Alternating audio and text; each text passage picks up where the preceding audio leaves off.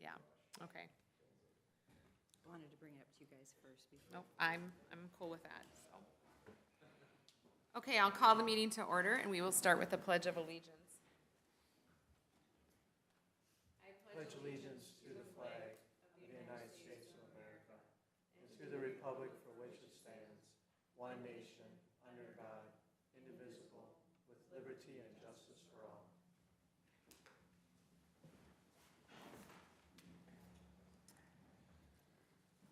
Okay, roll call. Mayor Kratzky, I am present. Moko is absent tonight. Groko. Present. Kufal is also absent tonight. Padilla. Present. And Eager. Here. Tonight's agenda for December 6th, 2023, we have one addition under Public Works. So that would be 9CI. We're going to talk about a possible truck purchase. So that's the only addition or change to the agenda, correct? Yes, and then I just wanted to mention that resolution number 2023-35 in reference to adopting the budget is on your table tonight. It was mistakenly left out. Okay. Packet. There's no other changes. We'll take a motion to approve tonight's agenda. So moved. Motion by Eaker. I'll second it. Seconded by Groko. Any further changes, discussion? If not, all in favor say aye. Aye. Opposed, say no. Motion carried. Comments, updates, concerns. Do we have any citizens here that would like to speak tonight? Move on to council members and city staff. Nothing? Okay, then we'll take a motion to approve tonight's consent agenda. So moved. Motion by Eaker, Seconded. seconded by Groko. Any other discussion? All in favor say aye. Aye. Opposed, say no. Motion carried. We'll come back to number 7 at 7 p.m. Communications, requests, and petitions. There's some information in our packet. Everyone can take a look at when they have a moment. We do have the Sibley County Drift Dodger Snowmobile Club Trail Reroute request. Do we want to address that now? Yes. Okay. So that's item 8E under communication requests and petitions. Brandon Rodding is here this evening to make a request. Okay, welcome. Hello, Can you just introduce yourself at the podium? I'm Brandon Ronning, the president of Sibley County Drift Dodgers. Okay. And what would you like to share with us tonight about rerouting the trail? We're looking to reroute the trail slightly because Michael Foods is building that feed mill, which is basically right in the middle of where a trail used to be routed, right near the water tower. So we're looking to come a little bit further west into town and cross over at, I believe it's 3rd Street. Go along the railroad tracks and then go across the other Michael Foods property, then across the fields and join up to where we used to go across the fields, so. Just a small reroute. Okay. So they'd be crossing our property. It's just immediately west of Michael Foods' holding ponds there. So that's where our parcel is, so they'd be going right through there. So they would be responsible, just like, they maintain the trail, they create it, maintain it, et cetera. The only thing I would request in addition to the motion down here is that they would provide liability insurance to the city and name the city as an additional insured. So I'd like the motion to request the motion be included, that language be included. Okay. And is that a problem, Brandon? It's not a problem, I just don't know why we need it now versus in the past. Because we were crossing the water tower property previously. And additional insureds is covered by our policy, and I got a copy of the policy here and stuff, so. But we can get it added if we need to, I just need to know the exact information. So I guess I'm a little confused by the map. Where were you going before? We were crossing at Tower Street and going Yeah. along Michael Foods there, along the parking lot. Okay, And then we would go behind and along, cross over by the water tower, then go across the fields, cut over towards the west a little bit and south, and continue on to the county road. so you were trying to get to, where were you coming from going to, I guess is We where. come into town on the east side along 5 on both sides, Okay, and then we were crossing over Tower Street. Now we're gonna cross over on 3rd Street. okay, I'm tracking. Okay. Well, there's nothing else. We need a motion to approve the Sibley County Drift Dodgers Snowmobile Club request to locate their snowmobile trail through city property as identified on the map, With the, with the addition of liability insurance, that we be named in the As an li- additional insured. as an additional insured. So moved. Motion by Eker. Do we have a second? I'll second. Seconded by Padilla. All in favor, say aye. Aye. Opposed, say no. Motion carried. Thank you very much. Here's the policy information. Okay, next, under department and committee reports and action items, we can move to 9C, the addition under 9CI, and discuss a possible truck purchase, and Ty will provide us with some information. Good evening. Good evening. I know it was kind of short notice. Next year, we have scheduled for a truck replacement, I think up to $35,000 for a truck replacement in 2024. We have been looking, and what we're looking for is an extended cab, newer extended cab, but they are hard to find because everybody's going with a crew cab now. We want a little bit longer box. We found one today, went and looked at it. It's a 2021 Ford F-150, same color as the one we bought last year. It has 38,000 miles on it, and they want $29,988 for it. So it's well below our $35,000 for the year and the mileage. It's in excellent shape. It's almost like a brand new truck. So I guess we're just coming to council and see, like I said, the extended cabs are hard to find, is which we want. We're wondering if we can't just use that money to buy that instead of waiting until 2024. What year was it, Ty? It's a 2021. Okay. As far as funding goes, how's that work, Steve? Is the money available to spend this year with the? yeah, I'd have to check with our auditor. Ty just brought this up to me, so I think, worst case scenario, we're expending it on an item that wasn't budgeted for this year, that was planned for next year. So it's coming out of our capital fund, our 801 fund. So we do have the monies available in the fund. So whether it's this year or next year, we're fine. Okay. Ty, do you look at diesels at all, or you just look at gas? Just gas. Diesel, we get into the 1 tons and stuff like that. That's a lot more than what we need, really. We don't really need a diesel for what we, and Nothing that they're you pretty, tow around they're with. pretty pricey. Oh, they are? Yeah, they're really expensive, so. So this is a half ton. This is just a regular half-ton pickup, yeah. Yeah, you start getting into diesels, you're talking $50,000, $60,000, so. So we're looking for tonight a motion to approve the purchase of the 2021 F-150 extended cab for $29,908. So moved. We have a motion by Padilla. Do we have a second? Seconded. Seconded by Groko. Any further discussion, comments, questions? All in favor, say aye. Aye. Opposed, say no. Motion carried. That's all I have. Thank you. Okay, thank you, Ty. Well, I think we can get you in, Justin, before our public hearing. So let's move to 9H, to the city engineer. Good evening, Just saw my budget presentation. good evening, Mayor and Council. Thanks for squeezing me in. Justin Black, City Engineer. On the agenda tonight is a project related to the large stormwater pond. This is the pond that's just west of the elementary school. Just some quick facts about the pond. It was constructed in 1996. The actual pond footprint is about 9 acres in size, so it's a very large stormwater pond.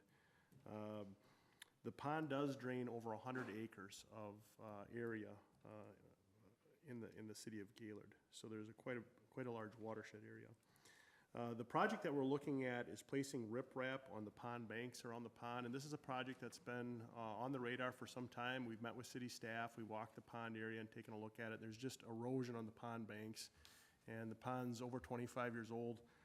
There was a similar project done in 2011, where just the north side of the pond was done.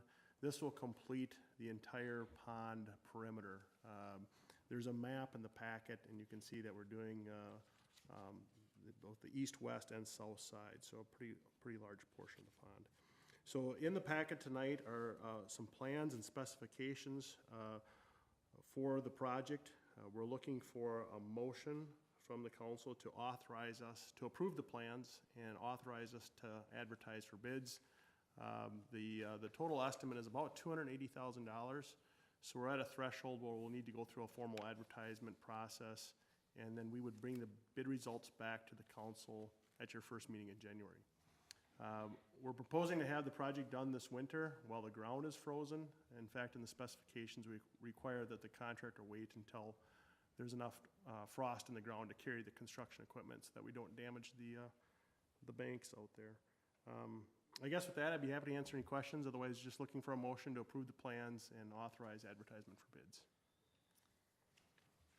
Okay, thank you. In your packet is also included a service agreement that I entered on behalf of the city. This was a product we've been talking about. We actually had it in the budget in 2023. We were going to do this in phases. Now we're looking at doing this as one project. So it was under the threshold that I have authority to expend, so I went ahead and signed it. Mostly in an effort to try to keep this moving ahead, because this is going to be a winter project, and our window here for bidding it out and then getting it completed was a little bit short, so we need to keep moving with it. Okay, so we need a motion to approve the 2024 Stormwater Pond Riprap Project plans and authorize the advertising of bids. So moved. We have a motion by Padilla. Do we have a second? Second. Seconded by Eker. Any further discussion or questions? Justin, when, you know, they had this Eagle Scout came in and did this project to keep geese from going in there are you guys gonna put something back there? I know Ty and I have talked a little bit about that, and I guess I'd maybe defer to Ty what the final plan was as far as, I think there's some fencing out there. Yeah, there was fencing out there as an Eagle Scout project. I think the object was to keep the geese off the trail. I hate to say it, but it kind of failed miserably. The geese just jump it, and actually they jump on it and push the fence down so the little ones can walk on there. So we took that out 3 weeks ago, maybe a month ago, to kind of clean that up and kind of prep for this. Right now, we don't have any plans to replace it. Basically, what we would like to do is just let that grass that grew up that high to where the fence line was, is let that grass grow up again to the same area. And I don't know if it deters them or not, but it helps them a little bit to keep them out of there. I think it does just as much good as that fence did, so. It doesn't seem like anything's helped in that area. No, They're still there. it's kind of like wherever the geese want to go, they kind of go, you know, so. But, Interesting. yeah. Thank you. Yep. Okay. Then all in favor say aye. Aye. Opposed, say no. Motion carried. Thank you very much. Thank you very much. Okay, we have time, so we can keep moving along here. 11A under new business, resolution number 2023-33, certifying the collection of an unpaid invoice. I will turn that over to Steve. Thank you. I'm happy to report that actually Amy Hill came and visited me this week, and she gave me a check for the full payment of the amount due. Amy Hill? Amy? Amy Bartles or Amy Hill? I don't know if she goes by Hill or Bartles. Oh, okay. Isn't there attorney Amy Hill? Well, Attorney was the guy named Craig Oh, Kepler. okay, I'm sorry. It's paid. It's paid, that's all I'm at. Amy. So anyway, the good news is they've paid it. We had a really nice conversation. She approached the meeting, that she wants to start working towards prevention of this ever happening again. And so she wants to work with the city. And she asked, currently they're doing this, when they pump out their trap, their sediment trap, they are jetting the line, the service line, that basically pushes it back. So all the sediment gets pushed back to their tank, and then they're pumping that out. What she's asking, just to try to prevent any sediment buildup in the main, the sewer main, that they would be able to go out to the second manhole from their building and jet it out. So each time that they would clean out that tank, which is about 6 to 8 weeks, she said, so periodically they clean it out, and at that same time they would jet it out. Talking with Ty, he was fine with that. The contractor or the service provider could remove the manhole and just go ahead and jet it out. And so we would basically be giving authorization to do so. And with understanding though, if their service provider does find debris, sediment buildup in the line, that they would let us know right away. So then we can go out there and inspect it and then jet it out if need be as well. And then we just want to know also who their service provider is, so the contractor, their company name, we'd want to know that, and their contact information, just in case we ever need to contact them. And if ever they change who that provider is, we'd want to know that too. So those are two things that I talked to her about, and she was, of course, very, very open to that. So at this point, I was just going to provide a letter stating that, also giving her service provider authorization to basically open that manhole up, take the cover off, and then jet that line out. Is there any liability? Is there anything that could be broken when they're jetting that line out from the city's perspective of, like, inside that line? Can they do any damage to city property? I don't think so, because that's a plastic line. It's virtually impossible to break a plastic line with a jetter, so, yeah, they should be good. If it was clay, I'd be worried, a little more worried, but it's plastic, so, yeah, we're fine. Okay, well, I think that's a good plan to work with them to prevent this from happening again. Yeah. So the resolution here this evening is basically null and void. You know, we're not going to, nothing's proposed there as far as moving ahead with that, since we received payment. Sounds good. Okay, anything else on that? That's it. Then we can, do you want to go down to the financial plan, 11D, or do you want to do that after Yeah. the? Why don't we skip down to that, yes. Okay. So as you recall, at the November 15th meeting, a representative from Abdol, our auditor, was here to present a draft of the financial plan. So this is an update. So this would be the 2023 through 2028 financial plan. And so the only change, I guess, from that meeting to this document is the utility rates have been adjusted and incorporated then into this plan, as were approved at that meeting. Otherwise, everything else is the same. Okay. So we're looking for a motion this evening to approve the plan. I'll make a motion to approve the plan. Second. Motion by Groko, seconded by Eager, to adopt the 2023 through 2028 financial plan. Any further discussion? All in favor, say aye. Aye. Opposed, say no. Motion carried. Moving on to 11E, draft 2024 fee schedule.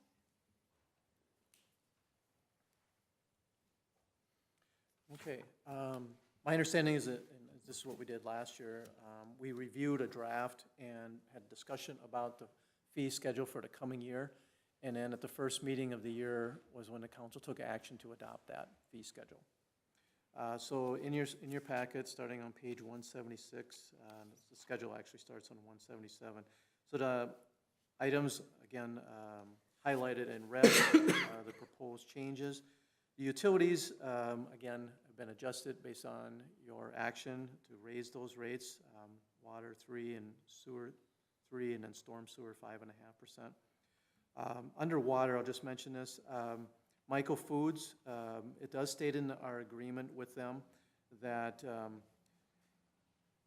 the rates can be adjusted by the city council, but they must correspond to any rate increase for residential. So you can't necessarily increase it more than you would for residential, is the idea. And just for information, the current agreement that we have with Michael Foods automatically renews each year until it sunsets on December 31 of 2035. So unless either party wants to go back and negotiate something, but that's the current term on the agreement. So then I'll move ahead here onto page 178, under the library. The community room, and I have some proposed changes here. The community room, right now, we were renting it out for $30 per event, or just rental. And this would be only for profit organizations or companies, whatever it might be, but anything nonprofit, and they'd have to provide proof of such. We did not have a fee for renting it. Proposed is to go, because sometimes, as you can appreciate, some of these events don't go all day. And so we're looking at a structure here that would adjust that a little bit. And propose is to go to $10 per hour or $50 per day. So if you're only there a couple hours, you pay 20 bucks.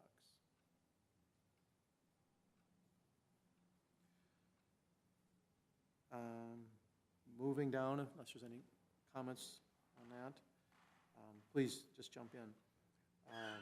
Under faxes, I got a change here too from what's in the red there. Proposed is to go to, keep it at the $2, but then for each additional page, go to 50 cents per page.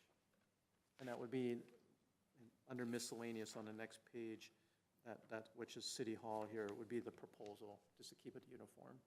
They do a lot of faxes over there. So you're gonna keep it at $2? Keep it at $2, and then, but for each additional page, so the first page would be $2, and then each additional 50 cents. On our copies, the 2 is crossed out, and it Right. says I know, 1. I have a change. I'm Okay, sorry. okay. Pardon me. I just wanted to make sure that, Yep, I was kinda wondering why you're going down on those fees for those yeah. facts. What about the received? You're gonna leave that the same though? Yes, because it's paper. So we, generally, if somebody wants to make a copy here at City Hall, it's 25 cents. Doesn't matter black or white color, it's all same. We don't charge anything, we don't have a differential. So, yeah. I mean, you certainly can, if you wanted to create something for black and white. I don't think the library has that copy machine right now that does copies. I could be mistaken. It does have color? Okay. So we could distinguish, we could set up another fee for that too. Too confusing. And then talking with Barb about these 3 items on the bottom of the list there, the projector, currently, they just have them sign out. There's no fee or deposit. They've been doing this for a while, just like that. It hasn't been an issue for them, and that's why we're proposing to remove the fee. The other 2 items, she said that they are very, very old. She started working at the library in 2010, and they were there then. Nobody checks them out. So she'd like to she was proposing just simply strike them from the list because they're not, nobody's using them. sure. They still work? They probably still turn on, but whether or not they're gonna meet the needs of, these are old. Or is that something we should look at getting new? She doesn't have it on her list of, She ain't asking for anything, so let's not go there. all right. Doesn't work. Moving on to page 179, under miscellaneous, so there the fax fees would be changed to leave at $2 and then 50 cents for each additional sheet. Under the ATV and golf cart permit, you guys had talked about this earlier and consented that you would leave the fee at $30, but you agreed to a 3-year term on that. So I think that was back in July. This is a new one here for the Oaks Lakeside Pavilion, as far as what we're going to charge in the future for renting it. Oh, yeah. So just to clarify, under the police reports, you do charge for black and white and color, different prices. It's interesting. See your copies. We should be consistent with that then. I I feel think like- that's just regular copies, isn't that? You found that, Lori, but I believe that's what that is. This is all miscellaneous, so that doesn't necessarily mean just police there, that's copies if somebody Okay. came in here. So we should, since we've got it there, we should put it on the other one too, for the library. So we'd make it 50 cents for color copies, and 25 cents for black and white. Which, it does make sense, because we are charged more for our machines. The ink Color costs more copies. for sure. Yes, I think it's a good idea. Well, I'm gonna jump down to this credit card user fee for utility bills. For the 1%, but then don't you think for somebody that's paying over $400, they should pay a higher percentage? Yeah, I meant to highlight that and I forgot. We want to have that discussion again. I think Chad was the one that brought it up as far as possibly going to a higher percentage. For the, if anything over Yeah. 400 or something? We will at our next meeting provide, we did this last year as far as what our actual costs are versus what we're getting reimbursed for. Last year we did that, we were showing that how much we were losing in paying out credit card fees. And now that we've incorporated this fee, we still can show you a comparison as far as, we're still paying out more than we're paying for some of these fees. No, and I think we really have to look at recouping our loss, because It's a lot of money. it adds up to a lot of money that we lose on those fees. I don't know how everyone else feels about it, but We do, but, I mean, We'll have a handout. yeah, sounds next good. Let's, meeting. we'll look at it next month. So, Can I ask you a question, something I don't know? I think it's a service that's still provided, I don't know if it is or not, maybe Lori can help me out. I know that for people that were like getting married, they used to give them tables and chairs, they could get, can they still get them? Okay, that's known. Oh, they do, okay. Yeah, I was gonna say, like, it doesn't matter anymore. 'Cause we're- Well, I do think with the Oaks Lakeside Pavilion, I know through fundraising, they're planning on buying new tables and chairs for that facility. And I do think we have to look at table and chair rental Yes. too, If we're gonna have them. because a lot of venues, and I know you looked into this, but there's a fee if you, tables and chairs, there's a fee for linens. I don't know what we're all gonna provide, but we might have to talk about that. Or have a policy, do we want those tables and chairs leaving the pavilion, or are they only for that purpose? yeah, I agree. This is going to be a bigger discussion, because we're going to have to come up with an agreement that, who's ever renting, they're going to have to sign. I put on here a damage deposit as well. As a staff, we've been talking about putting in security cameras, because it happens, things get damaged, and it's nice to have proof of it. Yeah, I would imagine it's gonna get used a lot, it looks beautiful. I think as time goes on, and more people start to get inside the building, start utilizing it for different functions and events, I think that it'll become very popular. Hopefully, that's the intent. Yeah. So, these dollar amounts that I put here, as far as rental, I guess this was just a starter as far as conversation goes. Well, and I think we also have to look at, like, what if someone wants to rent it for a graduation versus a wedding? Where a graduation, you might have it for a few hours. Weddings, you're gonna have it all day. I mean, do we wanna have different rental rates so that it gets used more? That's another thing to think about. It can get a little challenging. It can. I mean, if they say, yeah, I'm only gonna have it for a half a day, and then they're in there the whole Right. afternoon. Because they Who's want to policing that? set up beforehand. Everybody wants to set Yeah, up their party. that's another thing too, is Yeah. it often happens, especially with these types of events, a wedding reception, for example. They would love to come in there and do something special for their event. And to what degree do we allow them to decorate the place? Because it all has to be cleaned up. Yeah, who's responsible for making sure that they did it? Yeah, and that would be part of the agreement. All that has to be outlined in that agreement. Yeah, and even hanging things, we don't want things hung, damaging all the work that was just done. So, yeah, we're gonna have a lot more to talk about.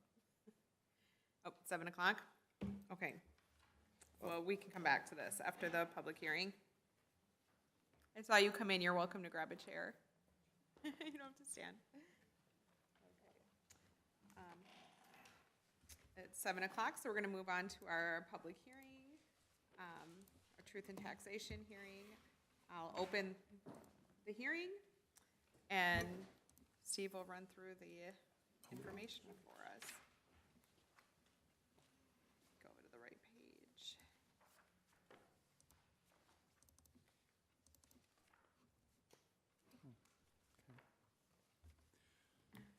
All right.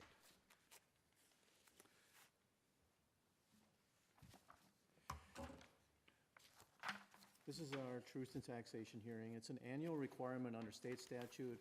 Cities over 500 are required to hold this hearing each year before adopting the budget.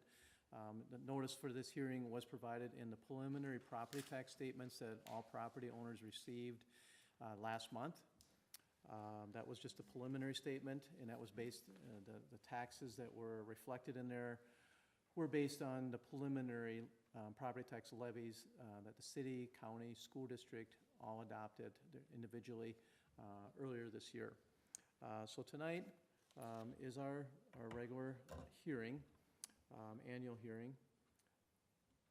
I'm going to see if I can get this to work. Okay. The purpose of the Truth and Taxation hearing is to encourage public participation in the property tax system, to inform the public of how property taxes are determined, and to encourage the public to understand the city's budget process, and to also encourage citizens become involved in assisting officials in prioritizing spending.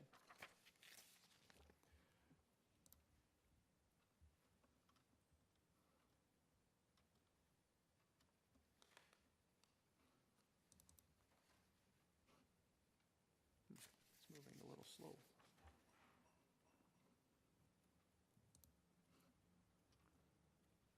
I'm seeing it on my computer, but I'm not seeing it up there.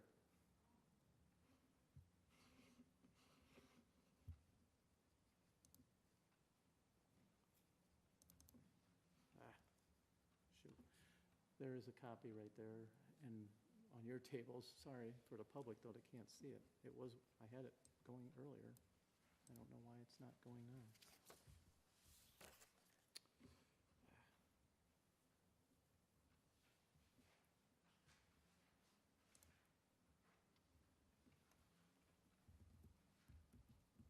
Okay, pardon me.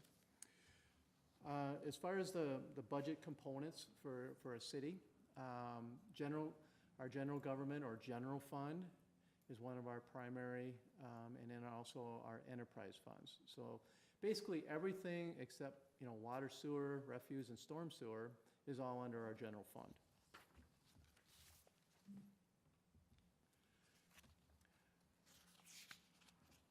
Two of the primary, as far as revenue sources that the city has, are property taxes and state aid, specifically known as local government aid. So as far as the components that they, not components, but areas what they fund would be our administration, public safety, street maintenance, the aquatic center, our parks, library, planning and zoning, economic development. Those are the primary areas where these are. As far as property taxes and state aid, I have another a graph later, but it's over 80% of our revenue sources come from those two items alone. We're fortunate that we do get local government aid from the state. Not all cities do. It is, as you can see, it's a big revenue source for us. But like I said, we're fortunate that we do get it. For 2024, proposed property tax levy, this is the same amount that was proposed in the preliminary levy.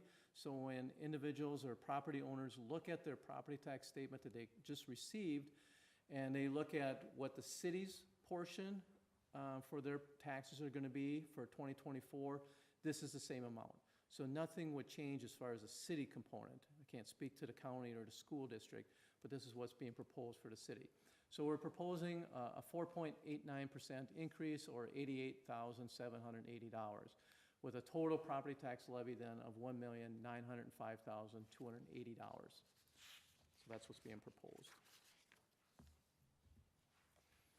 And here's just a graph then showing, where, our revenue sources then are, as far as how they're being utilized as far as the tax levy is concerned. So general government, I think it says 45% there. to pardon me, I'm having some challenges with my computer here in front of me. 45% for the general government and 46% for debt service. So a lot of our tax levy dollars do go towards debt service. We do carry a fairly high debt ratio. And then we also have in the red, there's our capital outlay and/or equipment schedule that 9% goes towards that. And this is just this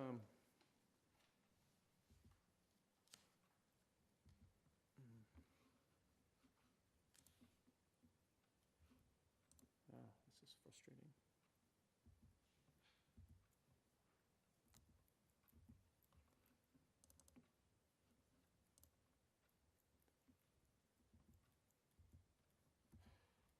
I'm so sorry.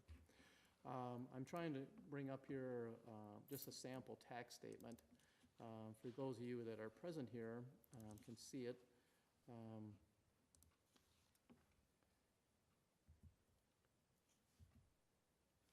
It's not working for me. Oh. Sorry, I can't do anything with this. Why don't you just go back? This is too frustrating.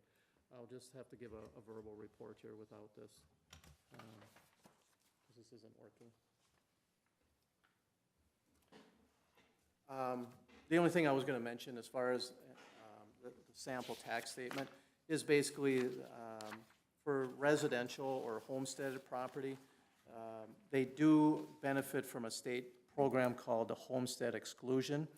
So depending on the value of your property, there is an exclusion of part of that market value from a tax standpoint. So there, again, depending on your value, some of that value is being subtracted, and then you're only taxed on what the remainder is.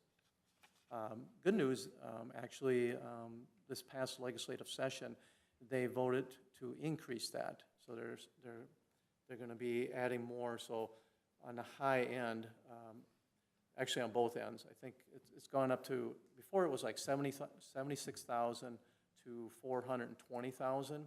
That was the range. So depending, again, where your property value fell within that range, determined how much of an exclusion you were going to get then, how much of your value was being subtracted off. And now it's going from 94,000 to just a little over 500,000.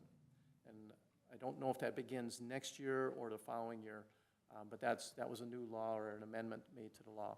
This exclusion program actually started back in 2011, so it's been around a few years now, and it's definitely a benefit. But keep in mind, where it's a benefit for one property, in this case, the homestead, so they pay a little bit less than the rest of the taxpayers who have either commercial property or non-homesteaded property.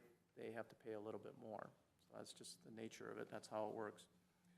As far as our revenues, from a city standpoint, we have to balance a budget in the general fund. So revenues and expenditures have to equal.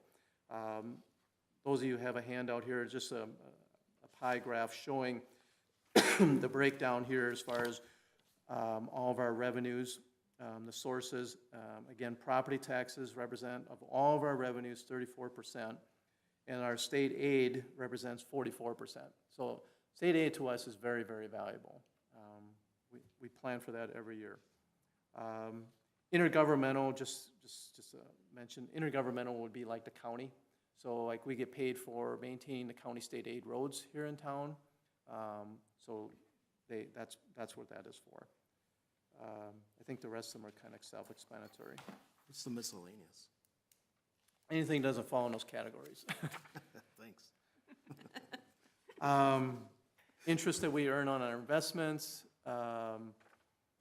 We receive each year a dividend for our insurance. I'm trying to think of what other things. I'm sorry, I'm drawing a blank here right now. You put me on the spot. That's okay. I can get you that information. I know if you like. will. I know you will. That's okay. On the next page, general fund revenues, just some noteworthy items in respect to our budget for this coming year, or for 2024. Our local government aid increased. We're projected to see an increase of about 8.6% or $77,100. This is really good news because in the last couple of years, it has done nothing. In fact, last year, 2023, we actually backed up about $1,000. So we haven't seen an increase since 2020. So it's really good news for us to see that. Last year, as you know, the 2023 legislature had a huge surplus to work with, and so they were able to earmark some monies to put into local government aid, which is great for us. A new aid that they established, a one-time new aid for 2024. Actually, I should say it's 2023 because we're due to receive it yet this month, here in December, is for public safety. We're receiving this one-time public safety aid, that's what they're calling it, and we're projected to receive $101,200. And there are specific purposes that it can be used for, as identified by statute. For us, more than likely, it's going to be used for either equipment related to fire, rescue, or emergency services, or to pay for other personnel or equipment costs. So we can use it for personnel costs, we can use it for equipment. This past year, I think part of this discussion was knowing that we were getting this aid, we were looking at law enforcement wages. I think that was a part of that discussion, knowing that. But again, it's one of those things, it's one time, and then next year, when we're looking at 2025 budget, we'll have to be subtracting that $100,000 out. So it's nice to get, so it'll help us out for this year, this coming year. The water department transfer, $65,000. This is to help offset the tax levy. So our water fund is a healthy fund, and we're able to transfer some monies out in lieu of raising taxes that amount. We've actually been doing this the last 2 years. This will be the third year. But each year, I'm actually been going down as far as the amount of the transfer. A couple years ago, it was 80,000. This past year, I think we went down to 75,000 in 2023, and now looking at going down to 65. Ideally, I'd like to get away from that completely. So it'd be, you don't need that transfer coming in. So then the water fund can be basically using it for, those monies could be utilized for water only. Debt service funds, as the council is aware, we have healthy fund balances, so we've been able to utilize some of those fund balances to reduce our levy, meaning that we're offsetting, we're utilizing those fund balances to help pay our annual debt obligations on our funds, our debt funds.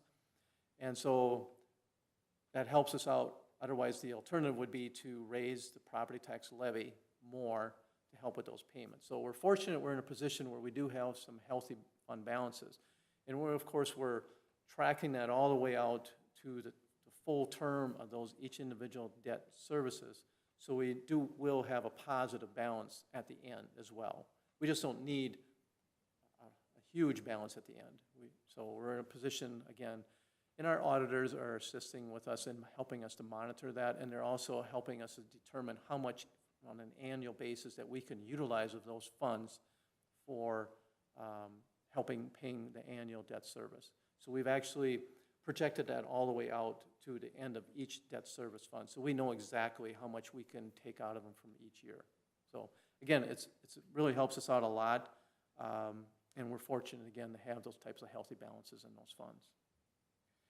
And then lastly, as far as noteworthy items, we are planning the 2024 street and utility improvement project, and planned is to bond and have special assessments to finance that project. Moving into the expenditures, just a pie chart there you can see where in the general fund where the expenses are primarily public safety, which is police, fire, and ambulance. 33% of our expenditures are for those areas. Parks and Rec, 23%. That is somewhat higher than maybe the average city, and that's primarily due to our aquatic center. We have an aquatic center. Our budget next year for the center is about $275,000, roughly. It does, as the council knows, it doesn't cash flow. We do lose money. We're losing a little over $100,000 a year on that. But it is an asset, and it is something that we offered in the community and the surrounding area. And so, but it is a costly facility. Streets is 13%, our general government is 28%. So those will make up the primary ones. As far as noteworthy items from an expenditure standpoint for next year, the street project, I already mentioned for next year, right now SEH is estimating the cost to be approximately about $2.3 million. And then, again, our debt service obligations, 46% of our total property tax levy. Enterprise funds, again, water, sanitary sewer, storm sewer. We do include refuse. It is defined from an auditing standpoint as an enterprise fund, but for us, it's basically a pass-through. We're not a refuse provider. Gaylord Sanitation, as you know, provides that service, but everything is billed through the city. So we bill it as part of our utility bills, and Gaylord Sanitation bills us directly monthly. So that's why they're included there. The only thing I just wanted to mention was the rate increases. The council's already adopted for 2024. Water is going to be going up 3%, sewer the same, 3%, and storm sewer 5.5%. And then already as talked about tonight, we have the stormwater riprap project planned that Justin Black just reported on. Projected, their estimated cost is $278,000 approximately. So I apologize for the technical difficulties tonight. I would have loved to have given everything up there. So at this point, I'm just open up to any questions.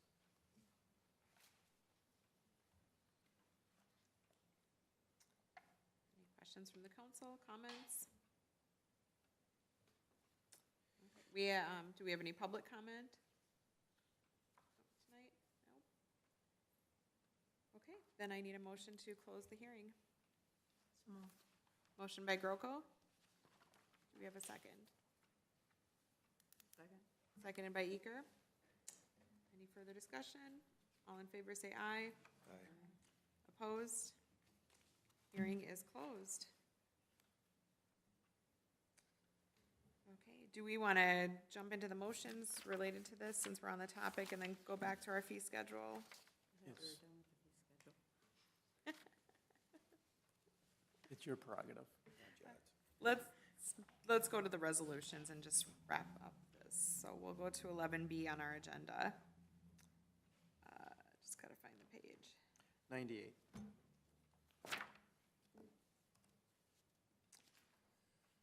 Okay, so we need a motion to approve resolution number 2023-34, adopting the fiscal year 2023 final property tax levy for collection in 2024. So moved. Motion by Padilla. Do we have a second? I'll second it. Seconded by Groko. Any further comment or discussion? All in favor say aye. Aye. Opposed? Motion carried. Next is resolution 2023-35, a resolution adopting 2024 final budget. So moved. Second. A motion by Eker, seconded by Padilla. Any comments or discussion on that? All in favor say aye. Aye. Opposed, say no. Motion carried. Now we'll return to our 11E if there's anything else we have to talk about with the fee schedule. I just have one question pertaining to licenses for like the liquor off sale and all that. Do we ever see like, do they ever change? Doesn't look like they change. Is that like recommended by somebody for that fee cycle, or is it just like, how's that? It really varies from city to city. There's not a recommended necessarily. I think in part, cities try to at least stay equal to or around what their surrounding area are as far as charging fees, kind of similar to like we do across the board. So it's really your prerogative as far as where you want to set those fees at. Do you think we're can't right tell there you. in the average? Excuse me? Do you think we're right there in the average with Arlington? I honestly don't have a feel for that. I have not researched it personally.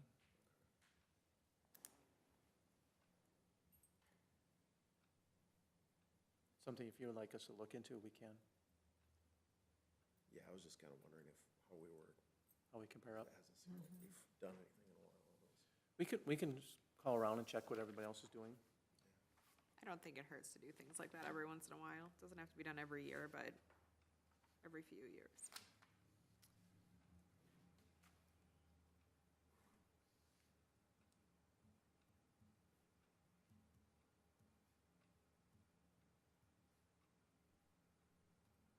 The only other thing added, I guess, that we haven't touched on is just a small item. The fire department, when they give out fire reports, when people want copies of those, we didn't have that on our list before, so keeping, I guess, the same as the police department is charged $10.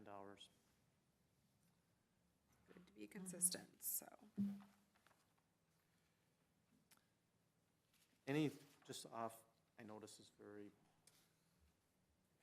as far as the fees for the pavilion, and maybe we can talk about this at next meeting, if you want to hold off on setting those fees, or if you'd want to just try to set something for now, so we have something down.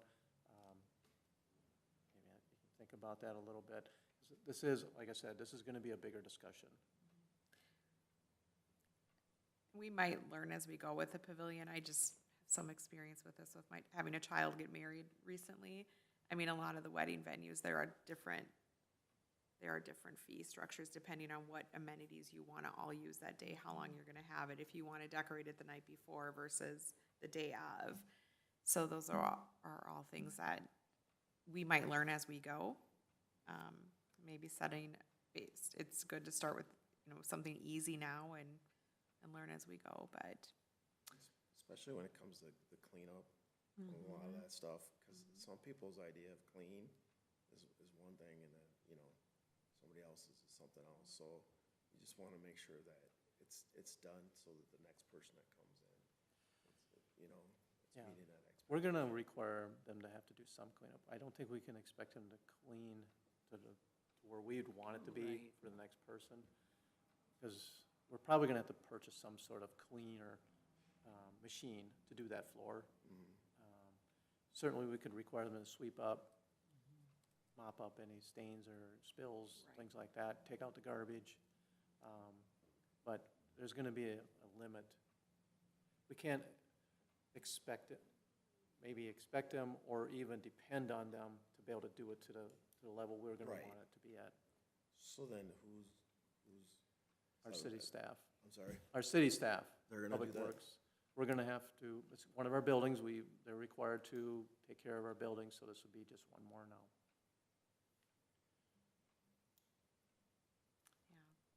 Yeah, I think we'll find a lot of things, open up, lock up, if they're having alcohol, if they're, how does that all work? And I think we'll find out a lot of things that we'll have to set guidelines for. Yeah, because a lot of places, if you're serving alcohol, you have to have a cop or something there, some sort of security, And again, you just never know what you're gonna get, because some party might be really mellow and then the next one's wild. So, Yeah. there just really is a lot to talk about in regards to that building before. And the thing is, we're going to have to get going on it sooner than later, Absolutely. because we're going to be getting calls here. People wanting to rent it out this coming year. Which is what we want, of course. but Absolutely. That's what it's for. Yes. That's what we did all this Yeah. for. Yeah, It's just sad absolutely. to think that it's gonna, get dinged up. It's so pretty. Yeah. Excuse me. So we'll bring this back at our next meeting. Okay, sounds good. Okay, so anything else on that, or are we ready to move on? I don't have anything else. Okay, so 11F, authorize closing city offices on December 22nd, 2023. We've done this in the past years. For us in our personnel policy, Christmas Eve day is considered a holiday for 4 hours of the day. And then the council has in the past allowed staff to, we would close city offices and then give staff the option of either working those 4 other hours or using vacation. So we have a motion here to approve closing city offices on, this year will be December 22nd. Our policy states if Christmas Eve day falls on a Sunday, then the preceding Friday is observed as the holiday. So to close city You mean on a offices, that's Friday. Saturday, if the holiday's on Saturday, or is? If it's or- on Sunday. oh, Did I if say it's on- Saturday? No, you said Sunday. Yeah. Okay, Why won't that it makes be sense. on Monday? Huh? Is it not Monday? Because Monday's Monday's Christmas Christmas. Day. That one makes Oh, yeah. sense. So, yeah, I'm sorry. Yeah, she was, Good. you're right. I have a question. How can we close City Hall but yet have somebody in here working? What's the point of that? Or does everybody in this building take vacation? Well, there was a couple years ago, there was two of us that did work because we were still on probation. So we had to work. And we just worked. We didn't open up, but yeah, there's things to do. We have always things to do. We're not just doing customer service, so there are things we can be doing. Bah humbug. I'm okay with it. Some staff will choose to work. Sure. They have in the past.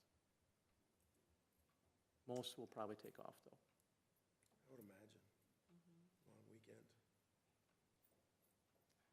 Okay, so we need a motion to approve closing city offices on December 22nd and to authorize staff to utilize 4 hours of vacation leave. So moved. A motion by Padilla. Do we have a second? I'll second it. Seconded by Groko. All in favor? Aye. Opposed? Motion carried. Okay, 11G, schedule a special meeting. This is in respect to the old school property. This is a follow-up in our discussion meeting with Sibley County Commissioners on November 9th. We even brought it up that night about the possibility of holding a work session meeting with the council, because we haven't had any kind of formal discussion as a group as far as our involvement in that property in the future and what potentially that would be and entail. As you know, the county is taking ownership of that. I haven't heard for certain yet if they have, but that, going through that tax forfeiture process, they will have ownership here. Last I heard, they were supposed to have it before the end of this year. Is our regular meeting in January? This would be right before our regular meeting then, yes, on the 3rd. Yeah, we moved it to Wednesday because of the holiday. So we just need a motion to schedule a special city council meeting on January 3rd, 2024 at 5:30 PM. So moved. Second. Motion by Padilla, seconded by Eker. Any discussion?